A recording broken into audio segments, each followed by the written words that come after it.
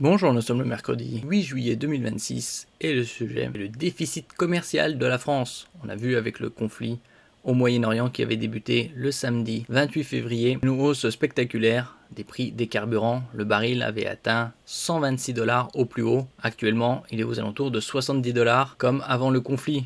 En revanche, les prix des carburants en station restent encore très élevés. Le déficit commercial de la France se creuse en mai à près de 7 milliards d'euros selon les douanes. Nous verrons également l'évolution au cours de ces dernières années dans un graphique. Le déficit commercial de la France s'est dégradé de 1,5 milliard d'euros en mai en raison d'une baisse des exportations qui était au contraire en hausse en avril. N'oubliez pas de vous abonner pour plus de news nationales, européennes et internationales sur ce monde dans lequel nous vivons. Le déficit commercial de la France s'est dégradé de 1,5 milliard d'euros pour atteindre 6,9 milliards d'euros en mai en raison d'une baisse des exportations, notamment de matériel militaire, ont déclaré les douanes mardi 7 juillet. Sur le mois, les exportations ont atteint 53,6 milliards d'euros, moins 1,1 milliard d'euros, pénalisés par la baisse des ventes de matériel militaire, moins 0,8 milliard d'euros, après des résultats dynamiques en avril. Les importations ont quant à elles progressé de 60,5 milliards d'euros, plus 0,4 milliard d'euros. Les douanes notent également dans un communiqué que les exportations d'équipements mécaniques, électroniques et informatiques ont marqué le pas, moins 0,6 milliard d'euros, tandis que les livraisons de matériel de transport ont progressé, plus 0,2 milliard d'euros, notamment les produits de l'industrie aéronautique et spatiale, plus 0,5 milliard d'euros. On peut voir ici l'évolution, solde de la balance commerciale en bien. Ici, depuis les années 1970,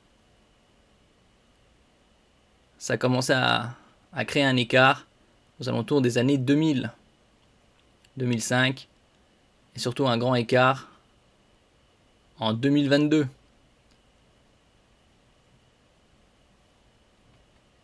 Ici dans un tableau, par exemple sur les 13 dernières années, exportation 436 milliards en 2013, 498 importations, solde moins 62. Et donc au pire, c'était en 2022 où c'était un déficit de presque 162 milliards. L'augmentation des importations s'explique essentiellement par des acquisitions de matériel de transport en hausse, plus 0,4 milliards d'euros, notamment des produits de l'industrie automobile. En revanche, les importations de produits énergétiques ont diminué de 0,4 milliards d'euros en mai. Toutefois, après une baisse importante en avril, les importations depuis le Proche et Moyen-Orient sont en légère progression, plus 0,1 milliard d'euros selon les douanes.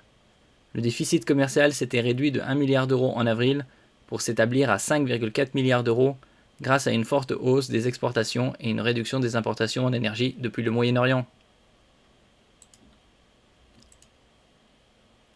Merci pour votre écoute et à la prochaine.